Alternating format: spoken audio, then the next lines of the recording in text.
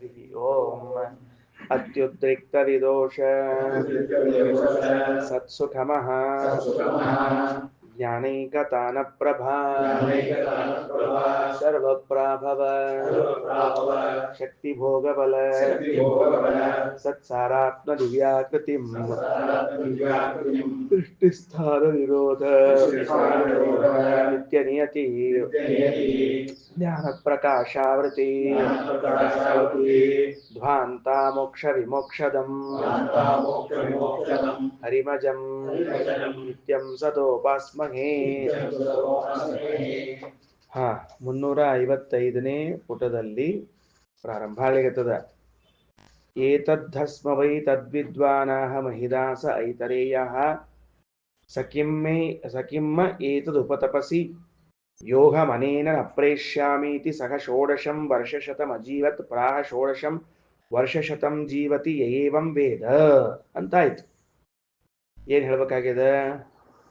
ಏತದ್ಧ ಈ ಪುರುಷ ಯಜ್ಞ ರೂಪವಾದ ಉಪಾಸನಾ ಏನಿದೆಯೋ ಕೇಳಿದ್ವಿ. ಈಗ 116 ವರ್ಷದಾಗ ಹೆಂಗೆ ಏನೇನು ಧ್ಯಾನ ಮಾಡಬೇಕು ಅಂತ ತಿಳ್ಕೊಂಡಾಯ್ತು. ಇದನ್ನ ತಿಳಿದವನು ಯಾರು ಅಂದ್ರೆ ಮಹಿದಾಸ ಐತರೇಯ ಅಂತ ಬಂತೀಗ. ಬಹಳ ಬಹಳ ಬಹಳ ಮಹತ್ವದ ವಿಷಯವನ್ನ ಶ್ರೀಮದಾಚಾರ್ಯ ಹೇಳೋರಿದ್ದಾರೆ. ಹೇ ಮಹಿದಾಸ ಐತರೇಯ ಅಂದ್ರೆ ನಮ್ಗೆ ಗೊತ್ತದ ಯಾರವರು? ಐತರೇಯ ರೂಪಿ ಪರಮಾತ್ಮ. ಹಿಂದಿನ ಉಪನಿಷತ್ತು ಅವಂದೇ ಇತ್ತಲ್ಲ, ಐತರೇಯ ಉಪನಿಷತ್ತು ಅಂತ ನಾವು ಅನ್ಕೊಂಡಿರ್ತೇವೆ. ಅದಕ್ಕೆ ಶ್ರೀಮದಾಚಾರ್ಯರು ಬಹಳ ವಿವರಣೆಯನ್ನು ಕೊಟ್ಟು ಹೇಳೋರಿದ್ದಾರೆ. ಇರ್ಲಿ. ಏತದ್ಧಸ್ಮ ವೈ ತದ್ವಿದ್ವಾನಾಹ ಮಹಿದಾಸ ಐತರೇಯ. ಈ ಪುರುಷನೇ ಯಜ್ಞರೂಪನಾಗಿದ್ದಾನೆ ಅಂತ ತಿಳಿದುಕೊಂಡ ಮಹಿದಾಸ ಐತರೇಯನೂ ಹೇಳಿದ್ದಂತೆ ಸಹ ಹೇ ಗದಸಹ ಅಂತ ಒಂದು ಶಬ್ದ ಇಟ್ಕೋಬೇಕು. ಎಲೆ ರೋಗಗಳೇ, ಕಿಮ್ಮೆ ಏತದ ಉಪತಪಸಿ, ನೀವ್ ಯಾಕೆ ರೋಗಗಳು ನನ್ನ ಕಾಡ್ತಾ ಇದ್ದೀರಿ? ಯೋಹ ಮನೆ ನ ಪ್ರೇಷ್ಯಾಮಿ, ನೀವು ಏನು ರೋಗ ಕೊಟ್ಟರು ನಾನು ಇದರಿಂದ ಸಾಯೋದಿಲ್ಲ.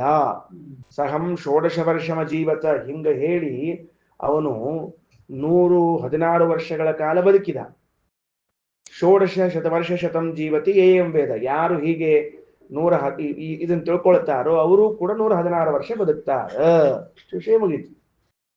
ಈಗ ಈ ಮಂತ್ರದಲ್ಲಿ ಈ ಉಪನಿಷತ್ತು ಹೇಳಿದ್ದಕ್ಕ ಅನುಕೂಲ ಆತೋ ಪ್ರತಿಕೂಲ ಆತೋ ಗದ್ಲಾತೋ ಅಂತ ತಿಳಿಸ್ತಾರೆ ಶ್ರೀಮದಾಚಾರ್ಯ. ವಿಷಯ ಏನದ? ಪುರುಷೋಭಾವ ಯಜ್ಞ ಅಂತ ತಿಳಿದುಕೊಂಡು ನಮ್ಮ ಜೀವನ ಪೂರ್ಣವೇ ಯಜ್ಞವಾಗಿದೆ. ಸ್ವತಃ ನಾವೇ ಯಜ್ಞ ರೂಪದಲ್ಲಿ ಇದ್ದೇವೆ.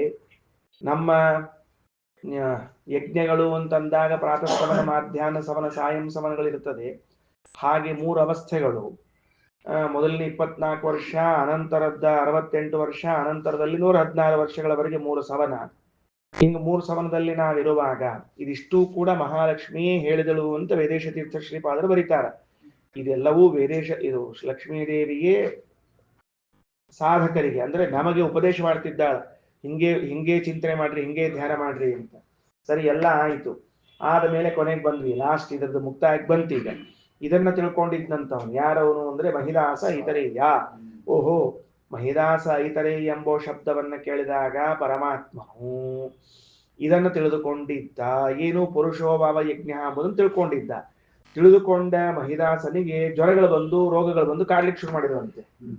ಆಗ ಮಹಿದಾಸ ಐತರೇಯ ಪರಮಾತ್ಮ ಹೇಳ್ತಾನಂತ, ಜ್ವರಗಳೇ, ಏನ್ ಮಾಡೋರಿದ್ದೀರಿ ನೀವು? ಬಂದ ನನಗ ಯಾವ ರೋಗಗಳು ನನಗೆ ಏನ್ ಮಾಡಂಗಿಲ್ಲ ನಡ್ರಿ ಅಂತ ತಿಳ್ಕೊಂಡು ಹೇಳ್ಬಿಟ್ನಂತ. ಹೋದ್ವಂತವು. ಹೋದ್ಮೇಲೆ ಮುಂದೆ 116 ವರ್ಷ ಬದುಕಿದ. ಅಂತೂ ಇಂತೂ ಇದನ್ನ ಯಾರು ತಿಳ್ಕೋತಾರೋ ಅವರು 116 ವರ್ಷ ಬದುಕ್ತಾರೋ ಅಂತ ಹೇಳಿ ಮುಗಿಸ್ಬಿಡ್ತು. ಶ್ರೀಮದಾಚಾರ್ಯ ಅಂದ್ರು 2 ಸಮಸ್ಯೆ ಬಂತಿದ್ರಲ್ಲಿ ಅಂದ್ರೆ, ಮೊದಲನೇದು ವೇದ ಹೇಳಲಿಕ್ಕೆ ಹೊರಟದ್ರಲ್ಲಿ 2 ಸಮಸ್ಯೆ. ಏನು? ಮೊದಲನೇದ್ದು ಭಗವಂತನಿಗೆ ರೋಗಗಳು ಅನ್ನುವುದು ಹೆಂಗ್ ಹೊಂದಿಸ್ಬೇಕು. ಎರಡನೇದ್ದು 116 ವರ್ಷ ಅಷ್ಟ ಬದುಕಿದ ಅಂತ ಅನ್ನೋದನ್ನು ಹೊಂದಿಸೋದು ಕಷ್ಟ. ಯಾಕೆ? ಮುಂದೆ 116 ವರ್ಷ ಬದುಕಿದ ಆರಾಮ ಅಂತ ಮನುಷ್ಯ ಮಾನದ 116 ವರ್ಷ ಬದುಕಿದ. ಮುಂದೇನಾದ ಅಂತ ಕೇಳೋ ಪ್ರಶ್ನೆ ಇಲ್ಲೇ ಇಲ್ಲ. 116 ವರ್ಷ ಅಷ್ಟೇ ಅಂತ ಅಂದಾಗಲೇನೇ ಸಮಸ್ಯೆ ಶುರುವಾಯ್ತು ನಮಗೆ. ಏನು? 2 ಪ್ರಶ್ನೆ ಯಾವುದು? ಒಂದು, ಮಹಿದಾಸ ಐತರೇಯ ಒಂದು ವೇಳೆ ಪರಮಾತ್ಮನೇ ಆಗಿದ್ದರೆ ಅವನಿಗೆ ರೋಗಾದಿಗಳಿಂದ ಉಪದ್ರವ ಹೇಗೆ? ಎರಡನೇ, 116 ವರ್ಷ ಬದುಕಿದ ಅಂತ ಹೇಳ್ತೀರಿ. ದೇವರಾದ್ರೂ ನಿತ್ಯ, ಎಲ್ಲಾ ರೂಪಗಳು ನಿತ್ಯ, ಹಂಗಾಗಿ 116 ವರ್ಷ ಅಷ್ಟೇ ಹೆಂಗ್ ಬದುಕಿದ ಪ್ರಶ್ನೆ ಬರ್ತದೆ.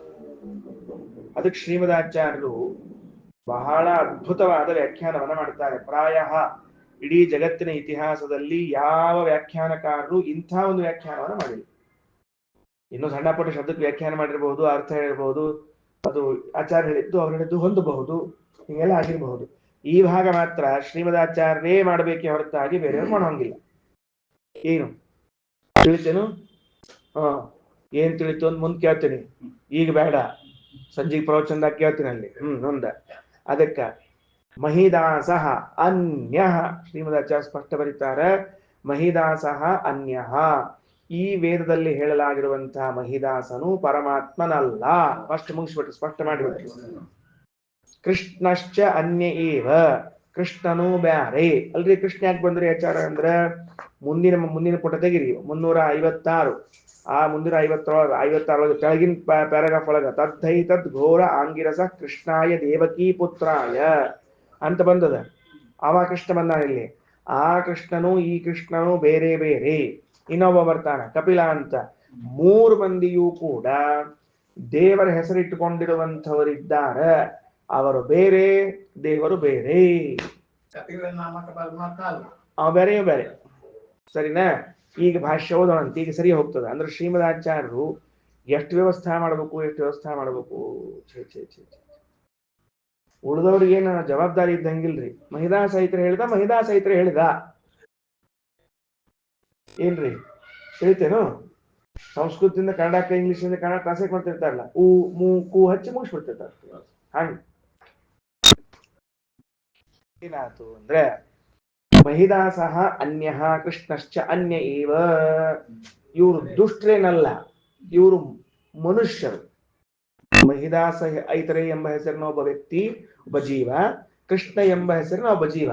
ನಮ್ಮೂರಾಗ ಇರ್ತಾನಲ್ಲ ಕಿಟ್ಟೆ ಅಂತ ಇರ್ತಾನ ಇಲ್ಲವ, ಹಂಗಿಲ್ಲ.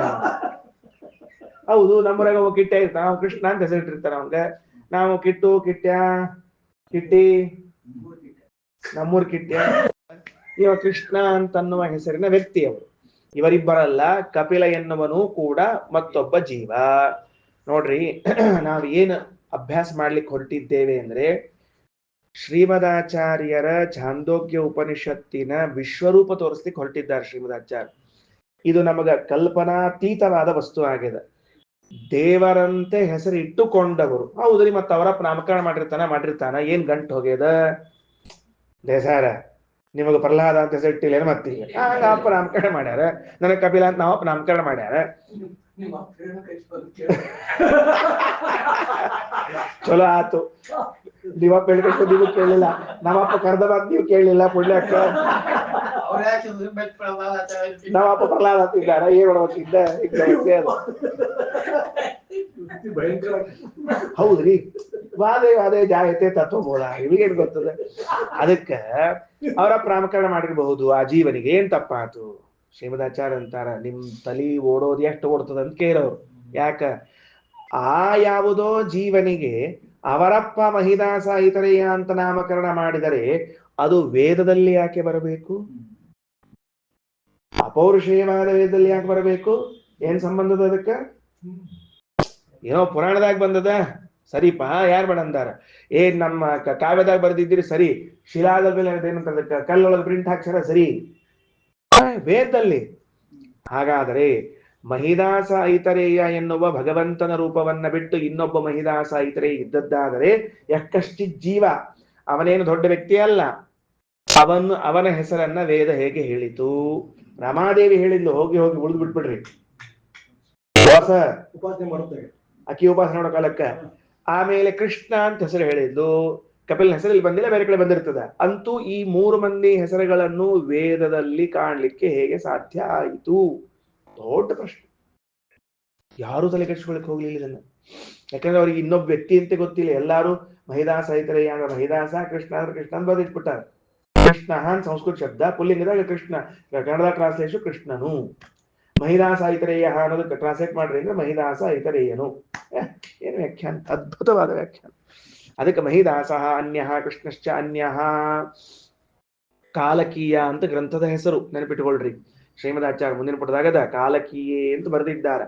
ಕಾಲಕೀಯವೆಂಬ ಗ್ರಂಥವನ್ನ ಆಧಾರವಾಗಿಟ್ಟುಕೊಂಡು ಶ್ರೀಮದಾಚಾರ್ಯರು ಈ ಮಾತುಗಳನ್ನು ತಿಳಿಸ್ತಾ ಹೊರಡ್ತಾರೆ. ಈಗ ನಮಗೆ 3 ಮಂದಿ ಅಂತರೂ ದೇವರ ಅವತಾರ ಅಲ್ದವರು, ದೇವರ ಹೆಸರಿನವರು ಅಂತ ಒಂದು ಗೊತ್ತಾಗ್ತದೆ. ಒಂದು ವಿಷಯ ಸ್ಪಷ್ಟ ಆತ್. ಹಂಗಾರ ಲಕ್ಷ್ಮೀದೇವಿ ಯಾವ ಮಹಿದಾಸನ ಐತರೇಯನ ಹೆಸರು ಹೇಳ್ಯಾರ ಅಂತ ಕೇಳಿದ್ರೆ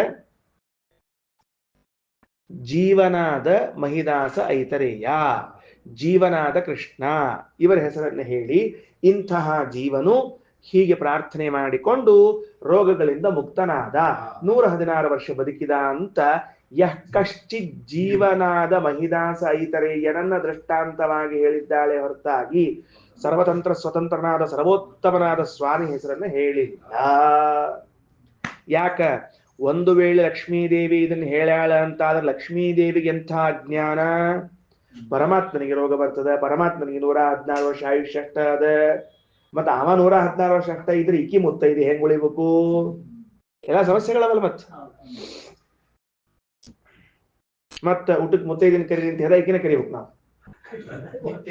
ನಿತ್ಯ ಮುತ್ತೈದೆ ಅವಳು, ನವರಾತ್ರಿ ನಿತ್ಯ ಮುತ್ತೈದೆ ಅಲ್ಲ. ನವರಾತ್ರಿ ನಿತ್ಯ ಮುತ್ತೈದೆ ಅಂದ್ರೆ 9 ದಿವಸದವರು ಅಂತ. ಅದಕ್ಕೆ ಹಂಗಾರೆ ಹೆಂಗ್ ಮಾಡ್ಬೇಕು? ಪೂರ್ಣ ಕಾಲಕೀಯ ಗ್ರಂಥದನ್ನ ತಂದು ಆಚಾರ್ಯರು ಬಹಳ ರಹಸ್ಯವನ್ನ ಹೇಳ್ತಾ ಹೋಗ್ತಾರೆ.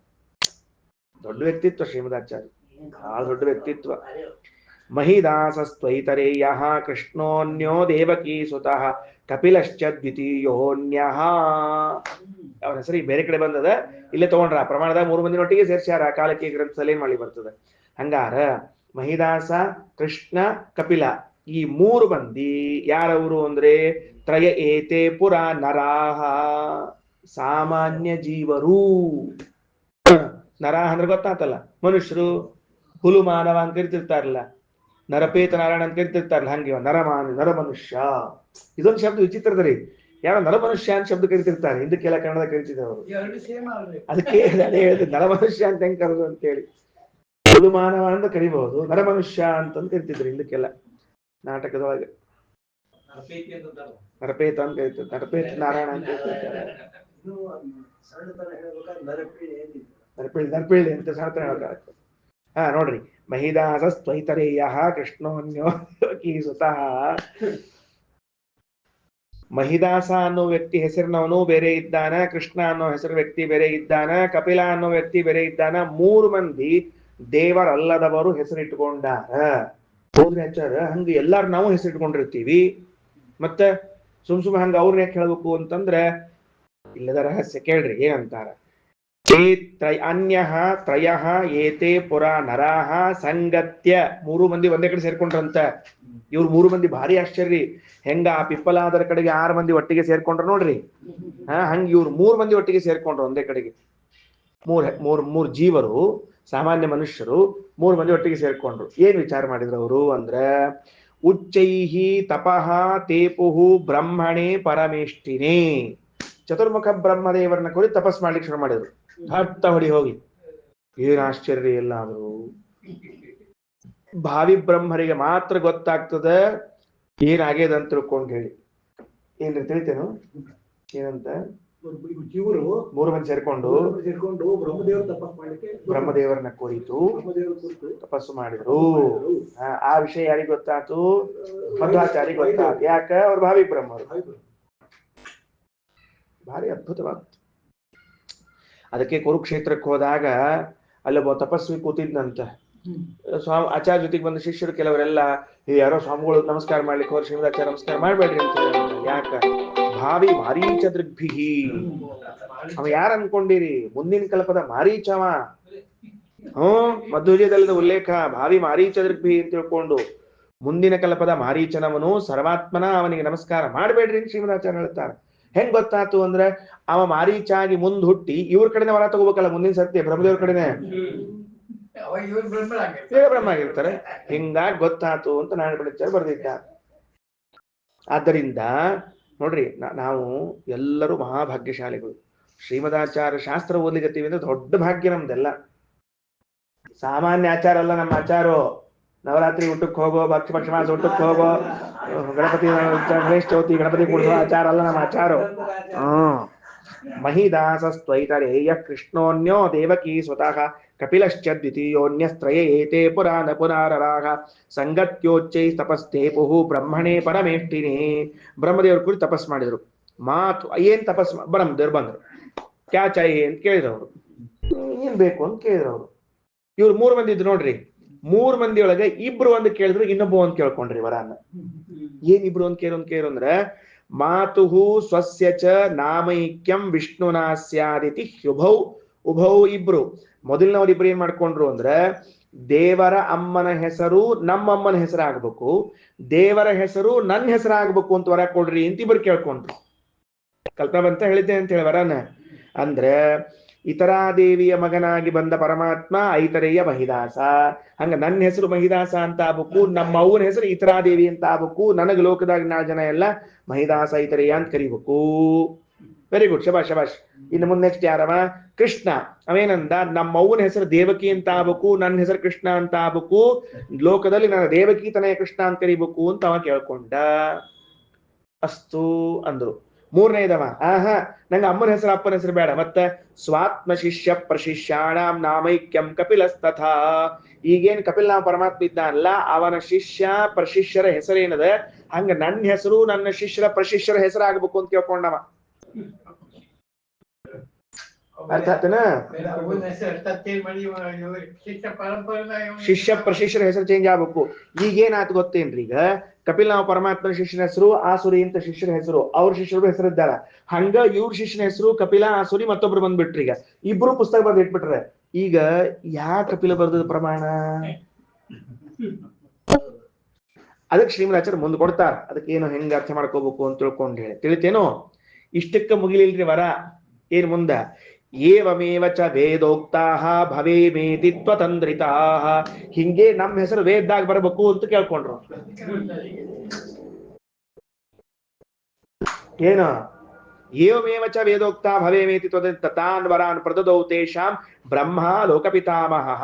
ಚತುರ್ಮುಖ ಬ್ರಹ್ಮದೇವರು ಆಸ್ತು ಅಂತ ವರವನ್ನು ಕೊಟ್ಟಿದ್ದಾರೆ. ತಸ್ಮಾತ್ ತನ್ನಾಮಿನಶ್ಚಾಸನ್ ಸ್ತ್ರಯತ್ರೇ ಮನಯೋಪಿ ಮಹಿದಾಸ ಸ್ವೈತರೇಯೋ ಬಹ್ವರುಚ ಉಪನಿಷದ್ ಗತಃ ಸಾಕ್ಷಾತ್ ಸ ಭಗವಾನ್ ವಿಷ್ಣು. ಅದು ಬಿಟ್ಬಿಟ್ಟು ಮುಂದೆ ಹೋಗೋಣ ಅಂತ, ಆಮೇಲೆ ನೋಡೋಣ, ಈಗ ಬೇಕಾಗಿಲ್ಲ. ಏವಮೇವ ಚ ವೇದೋಕ್ತಾಹ. ನಮ್ಮ ಹೆಸರು ಹಿಂಗ್ ಬರಬೇಕು ಅಂತ ವರ ಅಷ್ಟ ಅಲ್ಲ, ಹಿಂಗೇನಾಗ್ಬೇಕು? ಈಗ ನಮ್ದು ಏನಾಗ್ಬೇಕು? ವೇದದಾಗ ಬರಬೇಕು. ಏನು ಎಲ್ಲ ವರ ಕೇಳ್ಕೊಂಡದ್ದು? ಎಲ್ಲೋ ರಾವಣ ಕೇಳಿದ ವರ ಗೊತ್ತಿತ್ತು, ಹಿರಣ್ಯಕಶಿಪು ಕೇಳಿದ ವರ ಗೊತ್ತಿತ್ತು, ಮತ್ತೊಬ್ಬ ಕೇಳಿದ ವರ ಗೊತ್ತಿತ್ತು. ಇದು ಎಂಥ ವರ ಅಂದ್ರೆ ಜಗತ್ತಿನಲ್ಲೇ ಮೊದಲನೇ ವರ ಇದು. ಇದೇ ಲಾಸ್ಟ್ ಪ್ರಾಯಶಃ. ನಮ್ಮ ಹೆಸರು ವೇದದೊಳಗೆ ಸೇರ್ಬೇಕು ಅಂತ ವರ ಕೇಳಿದ್ರೆ ಬ್ರಹ್ಮದೇವ್ರ ಅಸ್ತು ಅಂತ ಅನ್ಬೇಕಾದ್ರೆ ವಿಚಾರ ಮಾಡಿ ನೋಡ್ರಿ. ಎಲ್ಲ ಶ್ರೀಮದಾಚಾರ್ಯ ಮಹಾಭಾರತ ಒಂದು ಮಾತು ಹೇಳ್ತಾರ. ಏನಂತಾರ ಅಂದ್ರೆ, ಏನಾದ್ರೂ ಬ್ರಹ್ಮದೇವರು ವರ ಕೊಟ್ರೆ ಆ ಮಾತುಗಳನ್ನ ಪರಮಾತ್ಮ ಸತ್ಯ ಮಾಡ್ತಾನಂತ ಹೇಳ್ತಾರ. ಬಹಳ ಚಂದ ಮಾತದ. 9ನೇ ಅಧ್ಯಾಯದ ಕೊನೆಗೆ ಬರೋ ಕಾಲಕ್ಕೆ ಹೇಳ್ತಾರ ಅದನ್ನು. ಬ್ರಹ್ಮದೇವರು ಏನ್ ವರ ಕೊಟ್ರು ಪರಮಾತ್ಮ ಅದನ್ನು ಸತ್ಯ ಮಾಡ್ಲಿಕ್ಕೆ ನಿಂತ್ಕೋತಾನಂತ. ಅಷ್ಟು ಬ್ರಹ್ಮದೇವ್ರ ಮೇಲೆ ಪ್ರೇಮ. ಲೌಕಿಕವಾಗಿದ್ರೆ, ಪಾರಲೌಕಿಕವಾಗಿದ್ರೆ ಅದನ್ನ ನಡೆಸೋದೇ ಇಲ್ಲ, ಅವ್ರು ಕೊಡೋದು ಇಲ್ಲ. ವಿಷಯ ಬೇರೆ. ಈಗ ಯಾರೋ ಒಬ್ಬ ದೈತ್ಯ ಬಂದ, ಈಗ ಇವ್ರು ಕೇಳ್ಕೊಂಡ್ರೆ ನನ್ನ ಹೆಸರಾಗ್ಲಿ ವೇದದಾಗ ಬರ್ಲಿ, ಹೋಗ್ಬಿಡೋದು. ಏನಾರ ಮೋಕ್ಷ ಕೊಡ್ಲಿ ಅಂತ ಅವ್ರು ಕೇಳ್ಕೊಂಡು ಬ್ರಹ್ಮದೇವ್ರು ಎಸ್ ಅಂದ್ಬಿಟ್ರೆ ಸಾಧ್ಯನೇ ಇಲ್ಲ, ಕೊಡೋದಿಲ್ಲ, ಪರಮಾತ್ಮ ಕೊಡೋದಿಲ್ಲ. ಅಲ್ಲಲ್ಲ, ಬ್ರಹ್ಮದೇವರ ಸಾಮರ್ಥ್ಯದ ಕೊಡೋದು. ಬ್ರಹ್ಮದೇವರಿಗೆ ಮೋಕ್ಷ ಕೊಡುವಷ್ಟು ಸಾಮರ್ಥ್ಯ ಅದ. ಕೊಡುವುದಿಲ್ಲ, ವಿಷಯ ಬೇರೆ. ಬ್ರಹ್ಮದೇವರು ಯಾವುದೇ ಕಾಲಕ್ಕೂ ಸರ್ವಾತ್ಮನ ದುಷ್ಟರಿಗೆ ಮೋಕ್ಷ ಕೊಡುವುದಿಲ್ಲ. ಇನ್ ಕೇಸ್ ಯಾರಾದ್ರೂ ಬಂದು ಕೇಳಿ ನನಗೆ ಮೋಕ್ಷ ಕೊಡು ಅಂದ ಪಕ್ಷದಲ್ಲಿ ಬ್ರಹ್ಮದೇವರು ಎಸ್ ಅಂದ ಪಕ್ಷದಲ್ಲಿ ಪರಮಾತ್ಮ ನೋ ಅಂತಾನೆ ಹೊರತಾಗಿ ಕೊಡೋದಿಲ್ಲ. ಲೌಕಿಕದಲ್ಲಿ ಬ್ರಹ್ಮದೇವರು ಏನು ಕೊಟ್ರು ಎಸ್ ಅಂತಾನೆ ಹೊರತಾಗಿ ನೋ ಅನ್ನೋದಿಲ್ಲ. ಇದು ಬ್ರಹ್ಮದೇವರಿಗೂ ಪರಮಾತ್ಮನಿಗಿರುವಂತಹ ಒಂದು understanding. MOU mutual understanding. Thank you. MOU memorandum ಅದು ಮ್ಯೂಚುವಲ್ ಅಂಡರ್ಸ್ಟ್ಯಾಂಡಿಂಗ್ ಅಲ್ಲ ಅದು. ಅದು ಹಂಗೆ ಹೇಳ್ತಿರ್ತಾರೆ ಕೆಲವರು, ಕೇಳಿದೆ. ಹೋಲ್ ಬಿಡ್ರಿ, ಏನ್ ಮಾಡಿ ಬರ್ತದೆ. ಅಂತೂ ಹಿಂಗಾತ ನೋಡ್ರಿ ವಿಷಯ. ಅಂದ್ರೆ ಈಗ ಶ್ರೀಮದಾಚಾರ್ಯ ಏನ್ ನಮಗ್ ಹೊಸ ಅಂಶ ತಿಳಿಸಿಕೊಟ್ರು ಅಂದ್ರೆ, ವೇದದಲ್ಲಿ ಬಂದ ಮಹಿದಾಸ ಇತರೆಯ ಕೃಷ್ಣ ಎಂಬ ಶಬ್ದಗಳು ಮೊದಲನೇದ್ದು ಪರಮಾತ್ಮನದ್ದಲ್ಲ. ಇದನ್ನ ಹೇಳೋದ್ರಿಂದಾಗಿ ಏನಾಯ್ತು ಅಂದ್ರೆ, ಭಗವಂತನಿಗೆ ರೋಗಗಳು ಇಲ್ಲ, ಅವ ಪ್ರಾರ್ಥನಾ ಮಾಡ್ಕೊಳ್ಳೋ ಹಂಗಿಲ್ಲ, ಅವನ ಆಯಸ್ಸು 116 ಅಲ್ಲ. 3 ಚಾಪ್ಟರ್ ಕ್ಲೋಸ್ ಆಗ್ಬಿಟ್ಟು. ಸಂತೋಷ ಆತಪ್ಪ ದೇವರೇ ಅಂತ. ಹೌದು, ಬೇರೆಯವರು ಅಂದ್ರೆ ಯಾರವರು ಅಂದ್ರೆ ಜೀವರಾಶಿಗಳು. ಮತ್ತಲ್ರಿ ಅವ ಸಣ್ಣ ಪುಟ್ಟ ಅಯ್ಯೋ ಜೀವನ ಹೆಸರು ವೇದದಾಗ ಯಾಕೆ ಬರ್ಬೇಕು, ಅವ್ರ ಹೆಸರು ನಾಮಕರಣ. ಈಗ ವೇದದಾಗ ಯಾಕೆ ಬರ್ಬೇಕು ಎಂಬುದೇ ಮಹತ್ವದ ಪ್ರಶ್ನೆ ಹೊರತಾಗಿ ಆ ಹೆಸರು ಯಾಕೆ ಇಟ್ಕೊಂಡಿರೋ ಪ್ರಶ್ನೆ ಅಲ್ಲೇ ಇಲ್ಲ. ನಾವು ಇಟ್ಕೊಂಡ್ಬಿಟ್ಟಿವಿ ಇಷ್ಟು ಮಂದಿ ಲೋಕದಾಗ ಎಲ್ಲಾರು. ನಾವು ಪೇಟ್ ಖರ್ಚು ಮಾಡಿದ್ವಿ ನಾಮಕರಣ ಗೊತ್ತಿಲ್ಲ, ಇಟ್ಕೊಂಡ್ಬಿಟ್ಟಿವಿ, ಮುಗಿದು ಹೋದ್ ಕೆಲಸ. ಇನ್ನ ಮಾಡ್ಕೋತೀನಿ ನಾಮಕರಣ, ಅದಕ್ಕೇನದ ಊಟಕ್ಕೆ ಬಂದ್ರೆ ಆತ ಅಷ್ಟು ನಾಮಕರಣಕ್ಕೆ, ಬೇರೆ ಊಟ ಇಲ್ಲ ಇಲ್ಲ. ಬರ್ರಿಪ್ಪ ಅದಕ್ಕೆ ಇನ್ನೊಬ್ಬ ನಾಮಕರಣದ ಅಂತ ಬರ್ರಿ. ನಂದಾದ ಕೂಡಲೇ ಮರದಿವ್ಸ ವಾಡೆ ಕಡವ್ರದು ಅದ.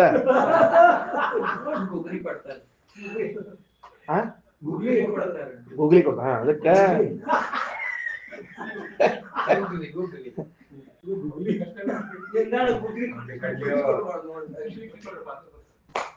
ಸರಿ ಬಿದ್ದಲ್ಲ ಮುಂದ್ ಬರ್ರಿ. ಆದ್ದರಿಂದ ಏನು ರಾಕ್ಷಸರ ಇಂಟೆಲಿಜೆನ್ಸ್ ಅಂದ್ರೆ ಬುದ್ಧಿ. ಇಂಟೆಲಿಜೆನ್ಸ್ ಹೌದು. ಅವರಿಗೆ ನಾವು ಮುಂದೆ ಮಾರೀಚ ಪದವಿಗೆ ಹೋಗ್ತೀನಿ ಅದಕ್ಕೆ ತಪಸ್ ಮಾಡ್ಬೇಕು ಅಂತ ಗೊತ್ತದ ಅವರಿಗೆ. ನಮಗೇನ್ ಗೊತ್ತದ? ನಾಳೆ ಬೆಳಗ್ಗೆ ಎದ್ರೆ ಏನಾಗ್ತದೆ ಗೊತ್ತಿಲ್ಲ ನಮಗೆ. ನಮ್ದು ಇಂಟೆಲಿಜೆನ್ಸ್ ಇಷ್ಟ ಅದ ನಮ್ದು. ಅದಕ್ಕೆ ರೀ ದೇವದಾನವ ಮಾನವರು ಅಂತ 3 ವಿಭಾಗ ಮಾಡಿಬಿಟ್ರ. ದೇವತೆಗಳು ದೈತ್ಯರು ಮಹಾ ಪವರ್ಫುಲ್. ಅವ್ರ ಕೈ ಸಿಕ್ಕಿ ಒದ್ದಾಡವ್ರೆ ನಾವು ಮಧ್ಯದಲ್ಲಿದ್ದವ್ರು ಮನುಷ್ಯರು. ಈ ಬುದ್ಧಿಯೊಳಗೆ ಒಂದ್ ಕಡೆ ಕೂತ್ಬಿಟ್ರ, ಈ ಕಡೆ ದೇವತೆಗಳ ದೈತ್ಯರು ಕೂತ್ಬಿಟ್ಟಾರ. ಅವ್ರು ಹೆಂಗ್ ಬೇಕಾಗ ಆಟ ಆಡ್ತಿರ್ತಾರ ಅವ್ರು ನಮ್ಮನ್ನ.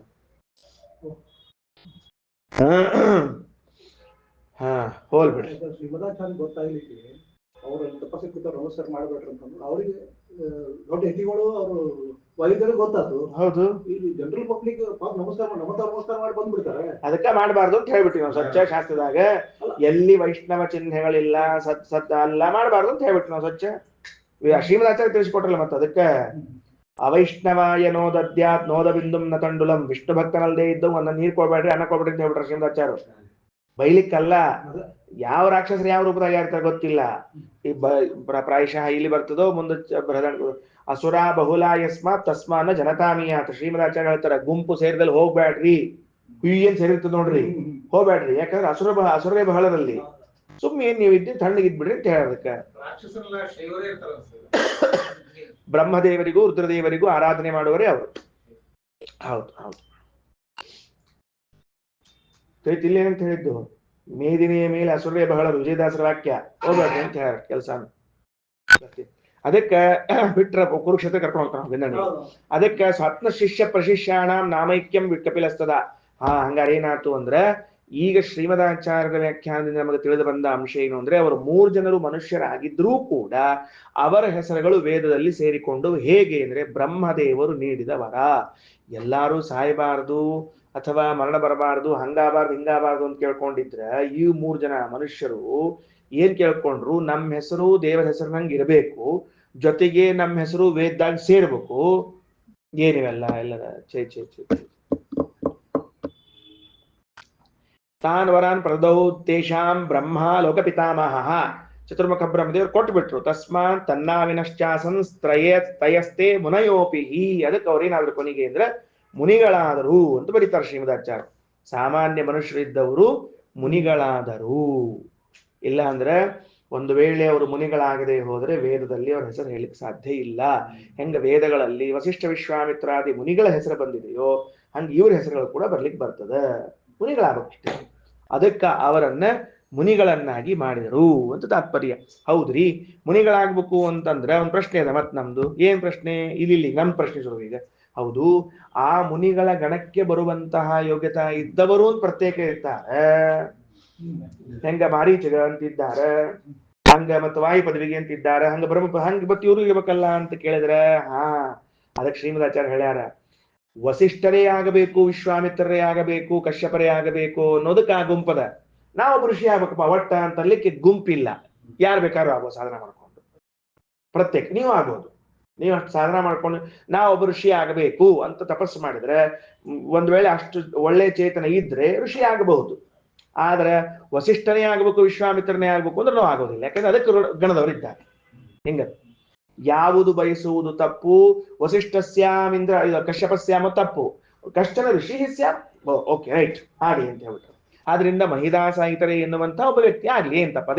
ಅದೇನು ಪದವಿ ಅಲ್ಲ ಏನಲ್ಲ, ಅದೇನು ಲೋಕದಲ್ಲಿ ಹಾಕೋಲ್ಲೆಕ್ಕ, ಜನರಲ್ ಹಾಕೋಲ್ಲೆಕ್ಕ ಅಂತ ಹೇಳ್ಬಿಟ್ಟು ಕಲ್ಪನಾ ಅಂತ ಹೇಳಿದ್ದೀಗ ವಿಷಯ ಏನಂತ ಹೇಳಿ ಮಹಿದಾಸ ಋಷಿ ಈಗಿದ್ದ ಮಹಿದಾಸ ಋಷಿ ಯಾವ ಪರಮಾತ್ಮ ಇವ ಋಷಿ ಆತ್ ಅದಕ್ಕೆ ಮಹಿದಾಸಸ್ತೈತರೇಯೋ ಬಕ್ವರ್ಚೋಪನಿಷದ್ ಗತಃ ಇದು ಬಕ್ವರ್ಚ ಉಪನಿಷದ್ ಗತಃ ಅಂದ್ರೆ ಐತರೇಯ ಉಪನಿಷತ್ತು ಅಂತ ಅರ್ಥ ಕೆಳಗಡೆಗೆ ಹಿಂದೆ ಓದಿದ್ದು ಮಹಿದಾಸ ಐತರೇಯ ಸಾಕ್ಷಾತ್ ಸ ಭಗವಾನ್ ವಿಷ್ಣು ಅವ ಭಗವಂತನಿದ್ದಾನ ಐತರೇಯ ಉಪನಿಷತ್ತಿನಲ್ಲಿ ಪ್ರತಿಪಾದ್ಯನಾದವನು ಮಾತ್ರ ಪರಮಾತ್ಮ ಛಾಂದೋಗ್ಯದಲ್ಲಿ ಬಂದ ಮಹಿದಾಸ ಐತರೇಯ ಜೀವ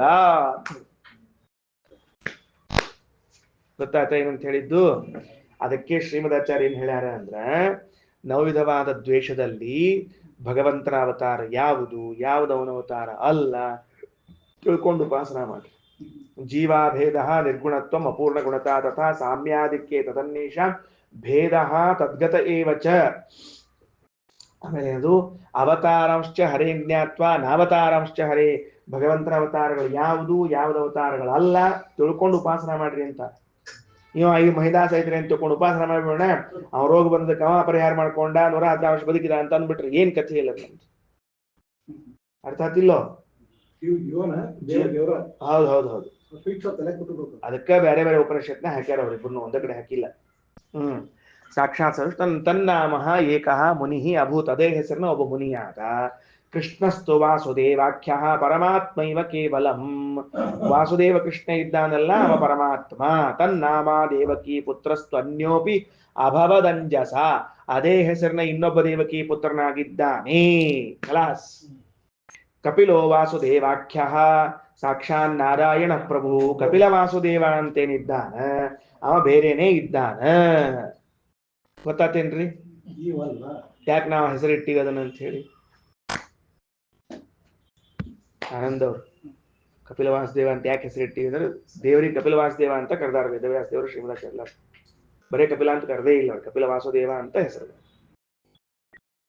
ಸುರೇಂದ್ರವ್ರು ಅದಕ್ಕೆ ನಮ್ದು ಯೂಟ್ಯೂಬ್ ಚಾನಲ್ಲು ಇದ್ರ ವಾಟ್ಸಪ್ ಚಾನಲ್ ಎಲ್ಲಾ ಚಾನಲ್ಗಳು ಅಷ್ಟ ಇಟ್ಕೊಂಡ್ಬಿಟ್ಟಿವಿ ಏನು ಮಾಡಿ ಬರ್ತೇನೆ ಇನ್ನ ಅದು ಪರಮಾತ್ಮ ಹೆಸರು ವಿಷ್ಣು ಸಹಸ್ರನಾಮದಲ್ಲಿ ಬಂದದ್ದು ಪರಮಾತ್ಮ ಸರಿನಾ ಕಪಿಲೋ ವಾಸುದೇವಾಖ್ಯ ಸಾಕ್ಷಾತ್ ನಾರಾಯಣ ಪ್ರಭು ತನ್ನಾಮ ಕಪಿಲ ಅನ್ಯ ಅದೇ ಹೆಸರು ಇನ್ನೊಬ್ಬ ಇದ್ದಾನೆ ಶಿಷ್ಯ ನಾಮ್ನಾ ಸಹ ಭವತ್ ಶಿಷ್ಯನ ಹೆಸರಿನ ಸಹಿತವಾಗಿ ಆಗ್ಬಿಟ್ಟ ಅವನು ಸ ಷೋಡಶ ಶತಂಜೀವಿ ಅವನೇ ಯಾರು ಅವ 116 ವರ್ಷ ಬದುಕಿವ ಮಹಿದಾಸೋ ಪರಸ್ತೃಷಿ ಮಹಿದಾಸ ಮತ್ತೊಬ್ಬವ ಘೋರ ಶಿಷ್ಯಸ್ತಥಾ ಕೃಷ್ಣ ಅವು ಕೃಷ್ಣನ್ ಗುರುಗಳು ಯಾರು ಅಂದ್ರೆ ಅವ್ರ ಹೆಸರೇ ಘೋರ ಅಂತ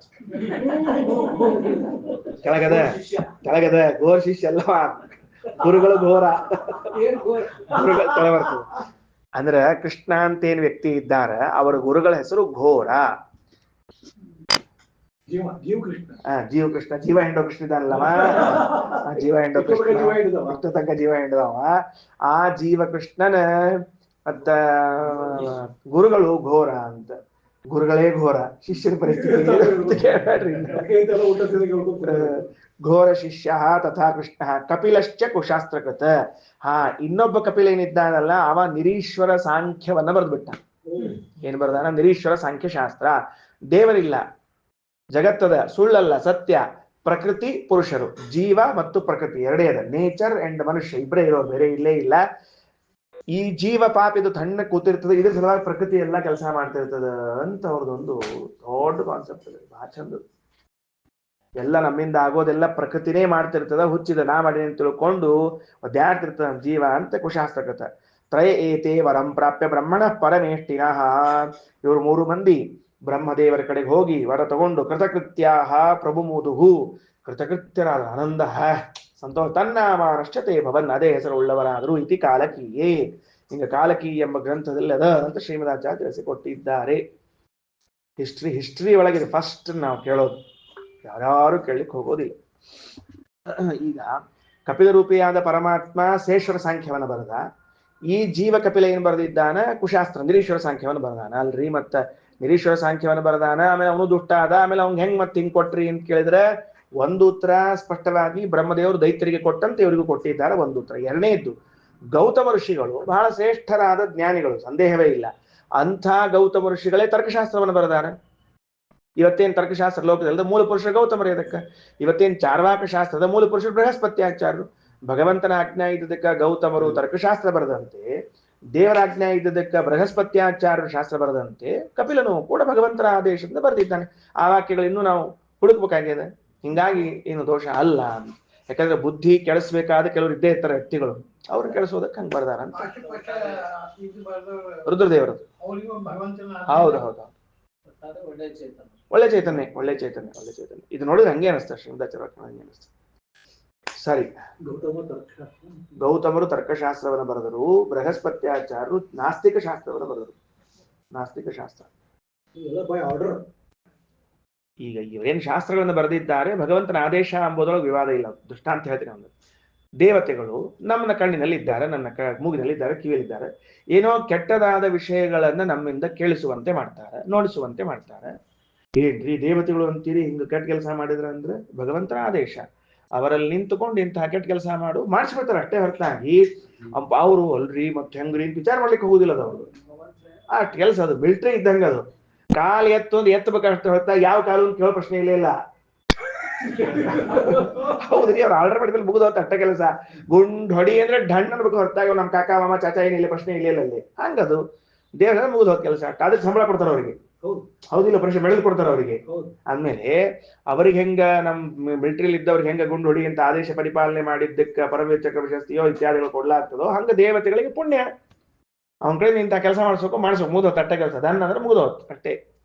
ಹಂಗೆ ಇವರು ಕೂಡ ದುಷ್ಟಶಾಸ್ತ್ರ ಬರೀಬೇಕು. ರುದ್ರದೇವರಿಗೆ ಹೇಳ್ಯಾನ ಪರಮಾತ್ಮ, ಮೋಹಶಾಸ್ತ್ರ ಬರೀತುಕೊಂಡು ಹೇಳಿ. ಅವ್ರು ಬರೆಯೋದಲ್ದ 4 ಮಂದಿ ಟೀಮ್ ಮಾಡ್ಕೊಂಡು ಅವ್ರ ಋಷಿಗಳನ್ನೆಲ್ಲ ಕೊಡ್ಕೊಂಡು ನಾ ಹೇಳ್ದಂಗೆ ಬರೀ ನಿಂತುಕೊಂಡು ಅವ್ರದೊಂದು ದೊಡ್ಡ ಗತಿ ಅದ. ಯಾರು ಗೊತ್ತೇನು? ಯಾರು ನಾರಾಯಣ ವರ್ಮದ ಸಿದ್ಧಿ ಮಾಡ್ಕೊಂಡು ದದೀಚ ಋಷಿ ಇದ್ದಾರಲ್ಲ, ಅವರೇ ಮುಂದೆ ಬರ್ದಾರ. ಪಾಶುಪತಾದಿಗಳನ್ನು ಬೆಳೆಸ್ಕೊಂಡು ಹೋಗ್ಯಾರ. ಮುಂದೆ ದೊಡ್ಡ ಪುಸ್ತಕ ಬರ್ದಾರ ಅವರೇ. ಮೊದಲು ಬರೆದದ್ದು ರುದ್ರದೇವರು ಪಾಶುಪತಾಗಮವನ್ನ, ಅನಂತರದಲ್ಲಿ ದದೀಚಿ ಮೊದಲಾದವರೆಲ್ಲ ಬರ್ಕೋತ ಹೋಗ್ಯಾರ, ಮುಂದೆ ಚಂದ ಬೆಳೆಸ್ಕೋತ ಹೋಗ್ಯಾರ. ಹೇಳಿದ್ರು ರುದ್ರದೇವ್ರು, ನಿಮ್ಗೆ ಹೆಂಗೆ ಚಂದಂದ ಬರ್ಲಿಕ್ಕೆ ಬರ್ತಾ ಹಂಗೆ ಬರ್ರಿ ಅಂತ ಹೇಳ್ಬಿಟ್ಟು ಹಂಗೆ ಚಂದನ್ ಬರ್ಕೋತ ಹೋದ್ರಿ ಅವ್ರು. ದೇವರಿಗೆ ಹೆಂಗೆ ಸಣ್ಣದ್ ಮಾಡ್ಬೇಕು, ರುದ್ರದೇವ್ರ ಹೆಂಗೆ ದೊಡ್ಡದು ಮಾಡ್ಬೇಕು ಪ್ಲಾನ್ ಮಾಡಿದ್ರು ಅಷ್ಟು. ಅದನ್ನ ಪುಸ್ತಕ ಕೊಂಡ್ಕೊಳ್ಳಿಕ್ಕೆ ಈ ಆಪಲ್ ಫೋನ್ ಕೊಂಡ್ಕೊಂಡು ನಿಂತಿರ್ತಾರಲ್ಲ, ಹಂಗ ನಿಂತ್ಕೊಂಡಿದ್ರು ಜನ ಅವಾಗ. ಹೇಳ್ತಿಲ್ಲ. ಆದ್ದರಿಂದ ಹೀಗೆ ತಿಳ್ಕೊಳ್ಬೇಕು. ಅಂತೂ ಮಹಿದಾಸಾಯಿತರೇಯ ಮತ್ತು ಕೃಷ್ಣ ಮತ್ತು ಕಪಿಲ ಅಂತನ್ನುವರು 3 ಮಂದಿ ಜೀವರಾಶಿಗಳು ಅನ್ನುವಂತಹ ಮಾತನ್ನು ತಿಳಿಸಿಕೊಟ್ಟಿದ್ದಾರೆ. ಉಳಿದದ್ದು ಮತ್ತೆ ಮುಂದೆ ಯಜ್ಞ ಬರಿತದ. ನಾನು ನೋಡಂತ ಶ್ರೀಕೃಷ್ಣ.